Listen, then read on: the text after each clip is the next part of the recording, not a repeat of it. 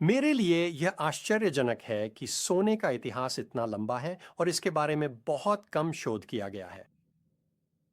लोग सोने के बारे में कहानियां सुनाते हैं, लेकिन उनकी बातें हमेशा ठोस प्रमाणों पर आधारित नहीं होती। उदाहरण के लिए, सोने को महंगाई से बचाव और संकट के समय सुरक्षा के रूप में देखा जाता है। लेकिन वास्तव में ये भूमिकाएं निभाने में सोना कितना कारगर है? मेरे लिए यह भी आश्चर्यजनक है कि सोना इतनी असहमति को जन्म देता है। वॉरेन बफेट की चेतावनी पर विचार करें। उद्धरण, अधिकांश सोना खरीदने वालों को यह विश्वास होता है कि डरने वालों की संख्या बढ़ेगी। पिछले दशक के दौरान यह विश्वास सही साबित हुआ है। इसके अलावा बढ़ती कीमत ने खुद ही अतिरिक्त खरीदारी का उत्साह पैदा किया है, जिससे ऐसे खरीदार आकर्षित हुए हैं जो इस वृद्धि को अपने निवेश सिद्धांत की पुष्टि मानते हैं। जब भीड़ के निवेशक किसी भी पार्टी में शामिल होते हैं, तो वे कुछ समय के लिए अपनी खुद की सच्चाई बना लेते हैं। बफेट स्पष्ट रूप से सोने के प्रति नकारात्मक हैं। वह मानते हैं कि सोने की कीमत तभी बढ़ेगी जब और अधिक लोग डरने लगेंगे। वह यह भी सोचते हैं कि बढ़ती कीमत केवल भीड़ के साथ निवेश करने को दर्शाती है।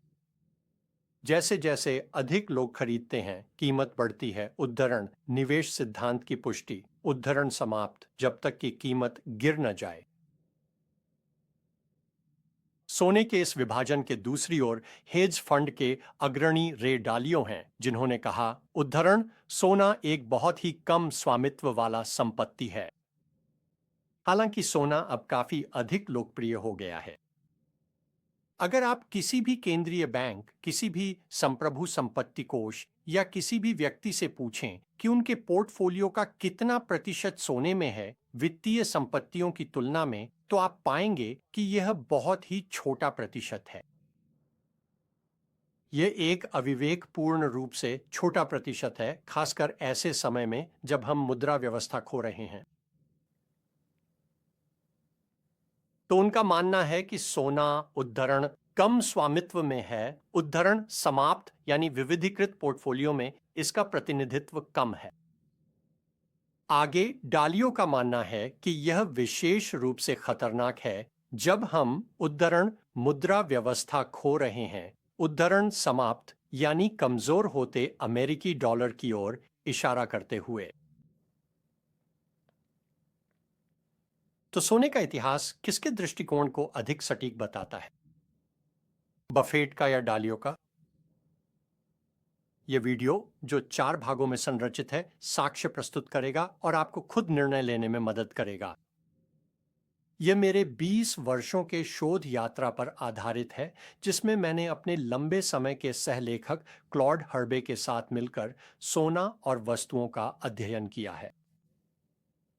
यह वीडियो न केवल उस शोध को फिर से देखता है, बल्कि मैंने जो कई नए शोध पत्र तैयार किए हैं, उनसे मिली जानकारियों का भी सार प्रस्तुत करता है। पहला भाग इस सवाल का जवाब देने की कोशिश करता है, सोने में निवेश क्यों करें? यहां मैं सोने को मुद्रास्फीति से सुरक्षा के रूप में, विविधीकृत पोर्टफोलियो में सोने की भूमिका और गैर वित्तीय संकट जोखिम सुरक्षा के रूप में सोने के प्रदर्शन की जांच करता हूं। दूसरा भाग यह बताता है कि वर्तमान में सोने की कीमत इतनी अधिक क्यों है। आपूर्ति और मांग की गतिशीलता का अध्ययन करने पर मैंने पाया कि खनन से होने वाला सोने का उत्पादन बाजार कीमतों से अपेक्षाकृत अप्रभावित रहता है। इसका मतलब है कि मांग में कोई भी छोटा सा बदलाव भी सोने की कीमत पर बड़ा असर डाल सकता है। इसके बाद मैं सोने के वित्तीयकरण को देखता हूं और यह तर्क प्रस्तुत करता हूं कि गोल्ड एक्सचेंज ट्रेडेड फंड्स की शुरुआत ने दबे हुए मांग के बांध को तोड़ दिया और सोने की कीमतों को ऊपर की ओर धकेल दिया। इस खंड में हाल ही में अमेरिकी डॉलर के हथियारकरण और यह कैसे कुछ देशों को अपनी अमेरिकी डॉलर पर निर्भरता कम करने के लिए प्रेरित कर रहा है, इस पर भी चर्चा की गई है।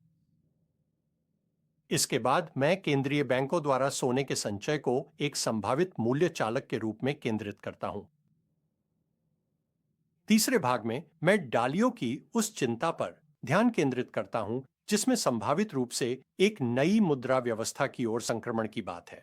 डॉलर की आरक्षित संपत्ति के रूप में भूमिका की जांच करता हूं और यह सवाल उठाता हूं कि आरक्षित संपत्ति होना कितना महत्वपूर्ण है। मैं द्विपक्षीय स्वैप लाइनों का उपयोग करते हुए एक वैकल्पिक व्यवस्था का विस्तार से वर्णन करता हूं और यह विश्लेषण करता हूं कि यदि सोने को टियर एक पूंजी और बेसल 3 के लिए उच्च गुणवत्ता वाली तरल संपत्ति के रूप में शामिल किया जाए तो इसके क्या प्रभाव हो सकते हैं। मैं निष्कर्ष निकालता हूं कि इससे मांग में ऐसा झटका आ सकता है जो गोल्ड ईटीएफ के लॉन्च के समय से भी बड़ा हो। अंतिम खंड भविष्य की ओर देखता है। सोने की कीमत कहां जाएगी और उस गोल्डन डिलेमा फ्रेमवर्क की पड़ताल करता है जिसे मैंने क्लॉड हर्ब के साथ विकसित किया था। यह सोने के विभिन्न तुलनीय विकल्पों जैसे चांदी और कच्चे तेल पर भी विचार करता है। मेरी 2 और पाठ्यक्रमों की योजना भी है। दूसरा पाठ्यक्रम गोल्ड एंड बिटकॉइन कहलाता है और यह सोने और बिटकॉइन की व्यापक तुलना प्रदान करता है। तीसरा पाठ्यक्रम निवेशक पोर्टफोलियो में सोने की भूमिका पर और गहराई से चर्चा करता है। बने रहिए। तो चलिए शुरू करते हैं।